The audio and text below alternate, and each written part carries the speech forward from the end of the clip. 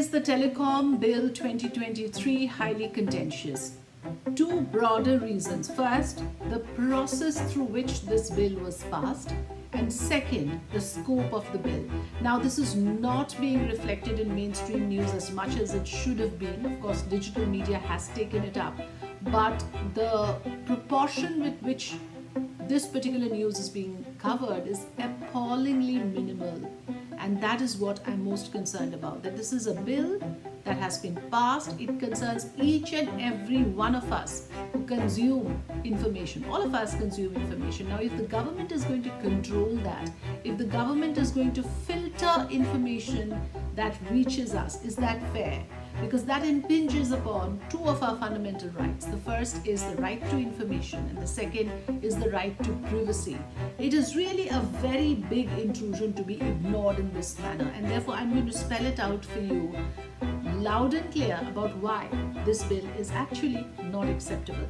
The bill was written to overhaul two colonial era bills, the Indian Telegraph Act 1885 and the Indian Wireless Telegraphy Act 1993. But what is interesting is that it accords greater power to the government of the day, attributes more power to the government than these two previous bills. So it replaces bills only to ensure that the government has greater control over what information reaches the public. Therefore, activists and researchers have called it draconian.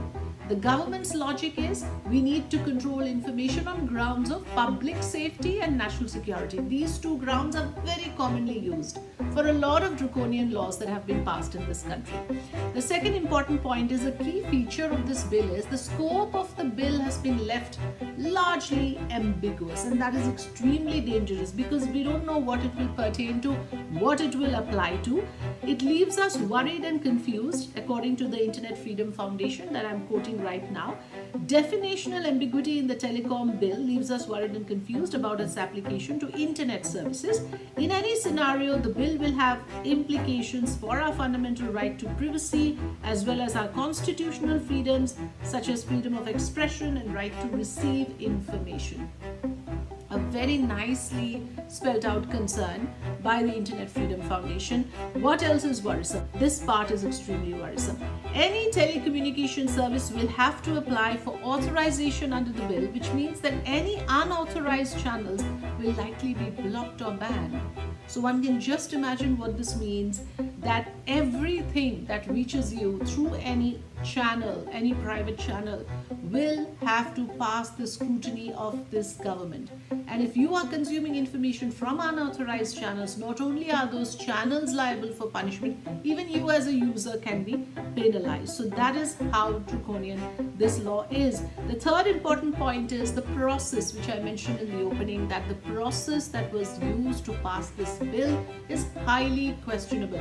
It was passed without due diligence, without debate and discussion that is mandatory in Parliament. The whole idea of Parliament, where elected representatives sit together, they make laws for this country, is that there must be as much representation of the people. But if you have suspended elected representatives from the opposition parties and then conveniently passed a law, how fair is it? The process that was deployed in this, hugely controversial, hugely questionable. Therefore, it's been called an undemocratic bill. The larger issue is that the government wants to have near control over the internet with the passage of this bill. So I leave it to your understanding. I leave it to your sense of judgment to think about it and form your opinion about how fair is it that so much is being filtered down to us, so much control is being imposed. This is an information bias that is being imposed on us. We are not allowed to have access to all kinds of information. Only information that the government thinks should reach us will ultimately reach us. That's the larger point I'm making. Thanks for watching.